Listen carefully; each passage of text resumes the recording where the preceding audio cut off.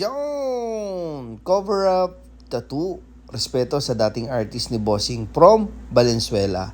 Ang cover up po kasi is a right choices of design and placement, then may layering siya. So yung sa head, hindi pa siya tapos, then yung sa katawan, kasi nga medyo nasaktan na si Bossing.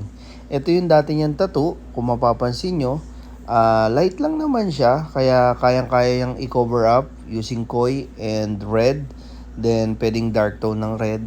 Pero gaya nga nasabi ko, in progress po ito. Kung mapapansin nyo, walang kulay pa yun sa bulaklak. And kulang pa sa another layer yung sa head din sa katawan para talagang cover na cover. Pero cover na rin naman siya. Usually, always innovate better than yesterday. Marami pang kulang. Pag nasaktan, pwedeng magpahinga.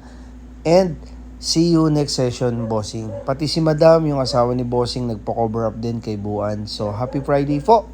Pwede po kayo magpunta sa shop. We do home service sa Sundo, Car Tattoo, even walk in Nara Street, 3 Lane 3, Imus, Cavite. Thank you, Lord, and who's next? Kuya! Ay, Paragoy, ito si Bossing, ang pinakamalupit, pinakababayad, saka si Madam, napakatitibay. Meron tayong kinover up tattoo. Kaso nga lang, meron pang second session, meron lakad sila Bossing. Kamusta naman, Bossing? Sa overall lang pagkakagawa, okay naman siya. Talagang, kailangan lang talagang Madam, okay naman? From Valenzuela. Salamat, Bossing, sa tuwala. And, meron 24/7 what's next. Ito, tinatuan nila. Erwin, no? Saka ni Jumong. Napakatitibay talaga.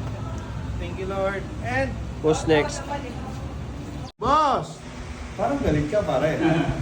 Si Bossing ko, may lakad lang eh. Ito, pare. Na-cover up na siya. Pero, ano pa to? Next session pa. On board. Wala eh, may gagawa kasi ng bahay nila, Bossing eh. Boss, maraming salamat sa tiwala. Pati si Mrs. si Madam. niya, yung tinatawa mo. Yes. Jumong napasabak. Dito kasi pare, babakbakin ko talaga para sa iyon.